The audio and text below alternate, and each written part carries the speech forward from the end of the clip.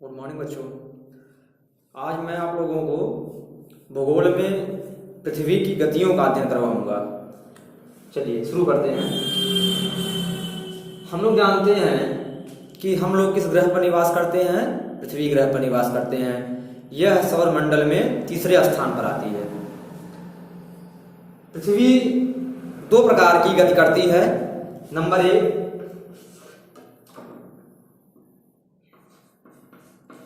परिभ्रमण, नंबर 2 परिक्रमण।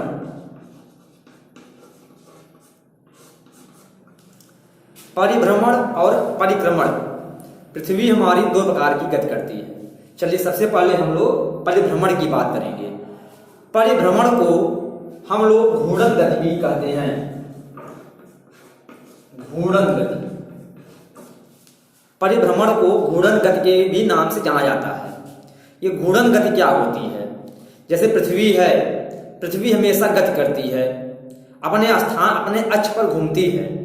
जब वह अपने अक्ष पर घूमती है तब उसी एक पूरी चक्कर लगाने अपने अक्ष पर पूरा घूमने को ही घूर्णन गति के नाम से जाना जाता है।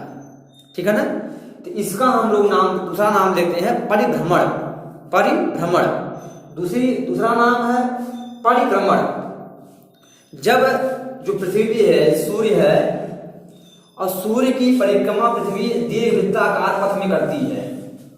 किस पथ में करती है? दीर्घवृत्ताकार पथ में करती है।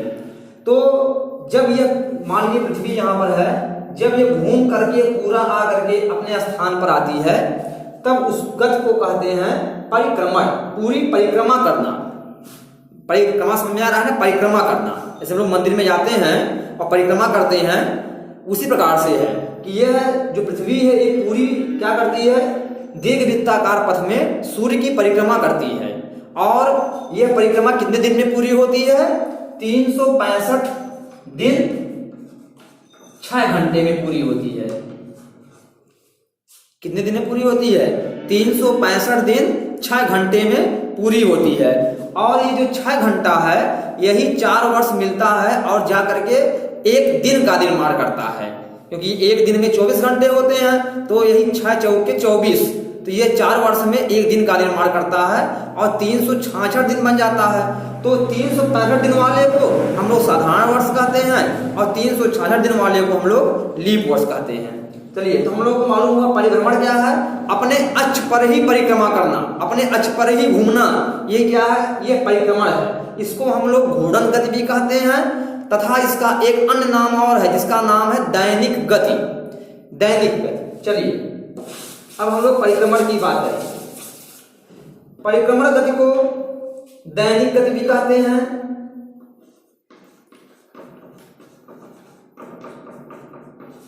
पृथ्वी अपने अक्ष पर 24 घंटे में, कितने घंटे में? 24 घंटे में अपनी परिक्रमा करती है। अपने अक्ष पर 24 घंटे में परिक्रमा करती है, जिस कारण से पृथ्वी पर दिन और रात होते हैं।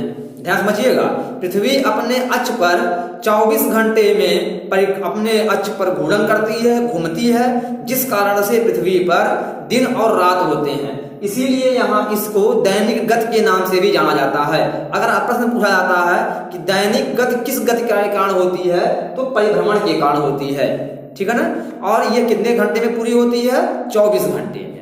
ठीक है, चलिए अब हम लोग बात करने जा रहे हैं परिभ्रमण की। परिभ्रमण को ध्यान से समझिएगा। परिभ्रमण में क्या?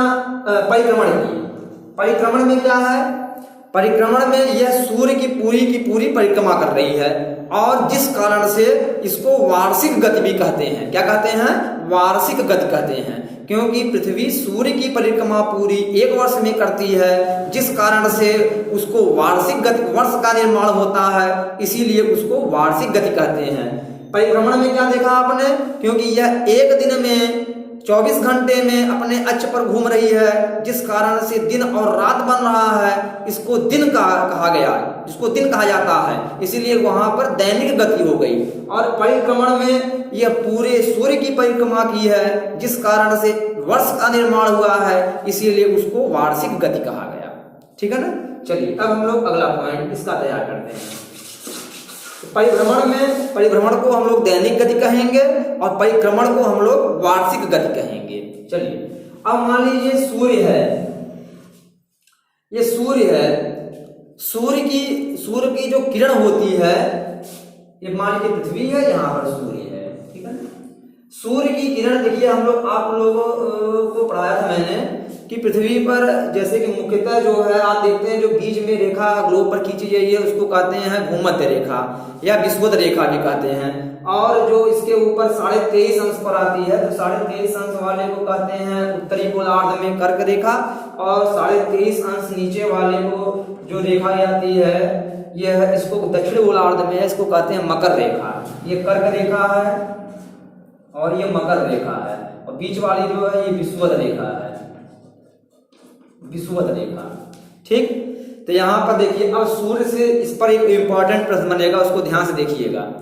सूर्य से जब प्रकाश की किरण चलती है तो यह जब विषुवत रेखा पर पड़ती है, विषुवत रेखा पर, तो पूरे वर्ष में 2 दिन ऐसा होता है जिस दिन पृथ्वी पर दिन और रात बराबर होते हैं। ध्यान दीजिएगा, दिन और रात बराबर होते हैं। पूरे वर्ष में 2 दिन ऐसा होता है जिस दिन पृथ्वी पर दिन और रात बराबर होते हैं। और जब सूर्य की, ऐसा कब होगा, जब सूर्य की किरण विषुवत रेखा पर लंबवत पड़ेगी। ध्यान दीजिएगा, जब सूर्य की किरण विषुवत रेखा पर लंबवत पड़ती है तब पृथ्वी पर दिन और रात बराबर होते हैं, चाहे वो उत्तरी गोलार्ध हो चाहे वो दक्षिणी गोलार्ध हो, दोनों गोलार्धों पर दिन और रात जो होंगे वो क्या होंगे, बराबर होंगे। इसका पॉइंट आप लोग नोट कर लीजिएगा।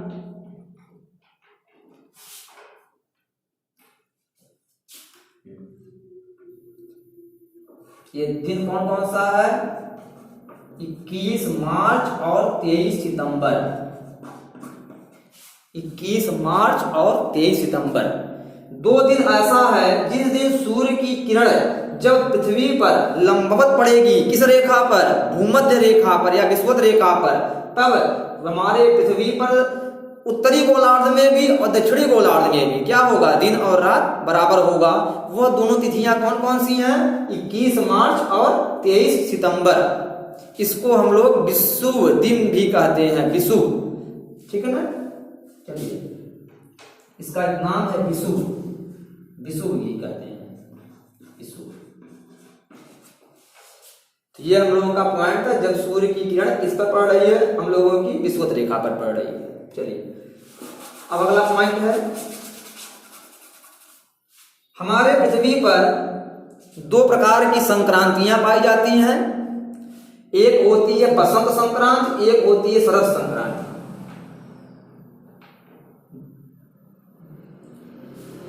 बसंत विषु या इसको कर्क संक्रांति भी कहते हैं, कर्क संक्रांति, मकर संक्रांति,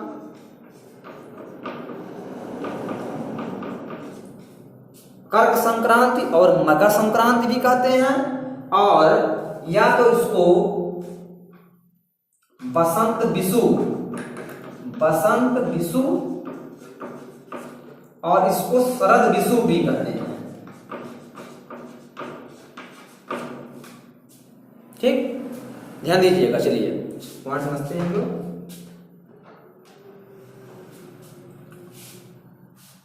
जब सूर्य की किरण कर्क रेखा पर मतलब 23.5 अंश उत्तरी अक्षांश में पड़ेगी, तब कर्क संक्रांति होगी। कब क्या होगी, कर्क संक्रांति होगी। इसमें क्या होता है, इसमें उत्तरी गोलार्ध में दिन बड़ा होगा और रात छोटी होगी, ठीक है ना। दिन बड़ा होगा, रात छोटी होगी। और ये कब होता है, 21 जून को। कब होता है, 21 जून को। 21 जून को उत्तरी गोलार्ध पर सूर्य की किरण 23.5 अंश कर्क रेखा पर क्या होती है, लंबवत पड़ती है, जिस कारण से उत्तरी गोलार्ध में दिन बड़ा होगा और रात क्या होगी, छोटी होगी, ठीक है ना। चलिए अब हम लोग इसलिए इसका नाम रख दिया गया कर्क संक्रांति। क्या रख दिया गया, कर्क संक्रांति। इसी प्रकार जब सूर्य के प्रकाश की किरण दक्षिणी गोलार्ध में 23.5 अंश दक्षिणी अक्षांश रेखा पर पड़ती है, तब क्या होता है, मकर विषुव होता है या मकर संक्रांति होती है, जिसको शरद विषुव भी कहते हैं। उस दिन यह 22 दिसंबर को दक्षिणी गोलार्ध में सबसे बड़ा दिन होगा और उत्तरी गोलार्ध में सबसे छोटा दिन होगा। ठीक है ना, ये इसका उल्टा होगा तथा रात्रि यहाँ की छोटी होगी। तो चलिए हम लोग पुनः एक बार इसको रिवाइज कर लेते हैं। जब सूर्य के प्रकाश की किरण पृथ्वी पर भूमध्य रेखा पर लंबवत पड़ती है, तब दिन और रात बराबर होते हैं। यह घटना एक वर्ष में 2 दिन होती है। किस किस तारीख को होती है, आपको बताया गया 21 मार्च को और 23 सितंबर को। 21 मार्च को और 23 सितंबर को। तो 21 मार्च और 23 सितंबर को पृथ्वी की किरण पृथ्वी पर सूर्य का प्रकाश लंबवत पड़ता है, जिस कारण से दिन और रात पृथ्वी पर बराबर होते हैं। तथा 21 जून को सूर्य के प्रकाश की किरण कर्क रेखा पर लंबवत पड़ती है, जिस कारण से यहाँ का जो उत्तरी गोलार्ध है इस पर दिन बड़ा होता है तथा रात छोटी होती है। तथा जब सूर्य के प्रकाश की किरण मकर रेखा पर लंबवत पड़ती है, तब दक्षिणी गोलार्ध में दिन बड़ा होता है तथा रात छोटी होती है। तो हम लोगों ने आज सूर्य के प्रकाश के माध्यम से हम लोग अपने पृथ्वी पर होने वाले अपने पृथ्वी पर होने वाले दिन और रात का अध्ययन किए। इसमें कुछ जो बचा हुआ पॉइंट है मैं कल आप लोगों को अध्ययन करवाऊंगा। धन्यवाद।